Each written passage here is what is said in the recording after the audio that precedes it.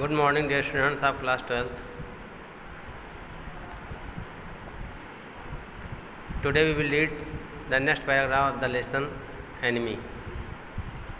In the lesson you have read that how Dr. Sadov found the white man on the beach in the fog and he brought home. Since he is the doctor and it is his duty to save the life of a wounded man. When he saw the man is alive and wounded, he did not forget the duty of a doctor. He wanted to save his life. But his servants were not with him because he was a white man and white men are the enemy of Japan. But he could not forget the duty of a doctor because doctors must save the life of a person who is wounded.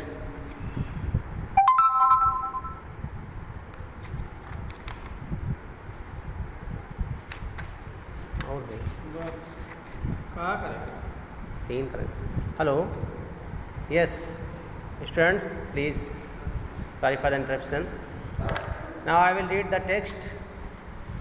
You will associate with books because sometimes video blurs.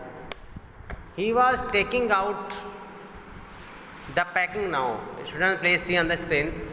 He was taking out the packing now and the blood began to flow more quickly. He peered into the wound with the bright surgeon's light fastened on his forehead. The bullet is still there, he said with a cool interest.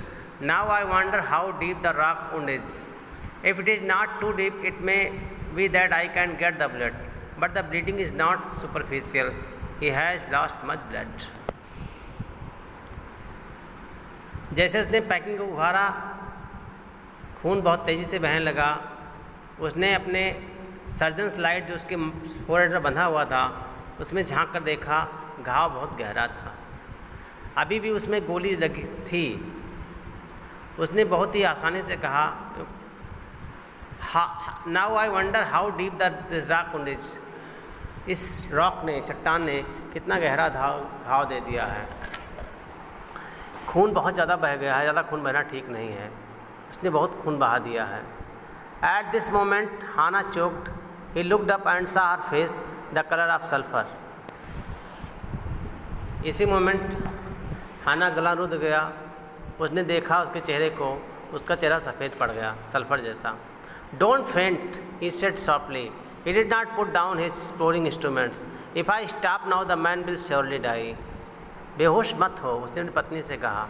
अगर मैंने अपना instrument रख दिया तो ये व्यक्ति मर जाएगा. She clapped her hands to her mouth and leaped up to run out of the bathroom. उसने अपना हाथ में मुंह में रखा और भाग गई रूम के बाहर. Outside in the garden he heard the reaching but he went on with his work. Garden के बाहर उसने उल्टी करते हुए सुना अपनी पत्नी को, लेकिन वो अपने काम में बिजी रहा. It will be better for her to empty her stomach, he thought. उन्हें सोचा ये अच्छा होगा कि उसकी पत्नी का पेट खाली हो जाए. Yet forgotten that of course she had never seen an operation but her distress and his inability to go to here at once made him impatient and irritable with this man who lay like dead under his knife. वो ये भूल गया था कि हाना ने कभी operation नहीं देखा था. ये उसकी डिस्ट्रेस था, उसकी इनएबिलिटी कि वो देखा. वो भूल गया एक पल के लिए कि एक आदमी जो मरणासन उसकी चाकू के नीचे पड़ा हुआ है, उसको इलाज करना है. This man he thought there is no reason under heaven why he should live. वो सोचता है कि भगवान, कोई कारण नहीं है कि आदमी जिंदा रहे. Unconsciously this thought made him ruthless and he proceeded swiftly.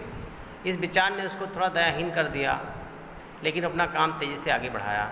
In his dream the man moaned but Sadao paid no heed except to mutter at him. सपने में मतलब बेहोशी की हालत में वो कराहा, लेकिन सदाओं ने इस पर कोई ध्यान नहीं दिया. वो केवल बड़बड़ाता रहा। Grown he मटर्ड, grown if you like, I am not doing this for my own pleasure, in fact I do not know why I am doing.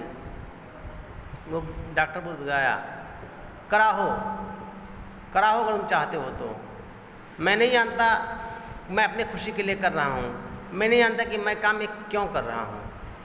The door open, there was Hana again, दरवाज़ा खुला, हाना वहाँ पर फिर से खड़ी थी। Where is the anesthetic? she asked in a clever voice. बेहोशी की दवा कहाँ है? उसने स्पष्ट आवाज़ से पूछा।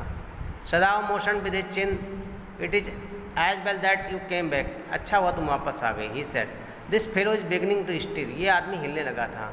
She had the bottle and some cotton in her hands, उसने बॉटल लिया और अपने हाथ में थोड़ी सी कॉटन रख लिया। But how shell I do it, he asked, उन्हें पूछा कैसे मुझे करना है। Simply saturate the cotton and hold it near his nostrils, Sadao replied, without delaying for 1 minute. An intricate detail of the work. When he breathes deeply, move it a little. उन्हें कहा cotton को उसमें भिगो लीजिए और इसके nostril पर थोड़ी देर के लिए रख दीजिए। जब वो तेज से सांस लेता है उसको हटा लीजिए।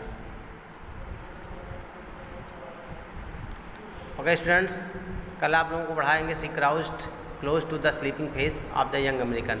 Okay? Okay students, bye. आज के लिए इतना ही।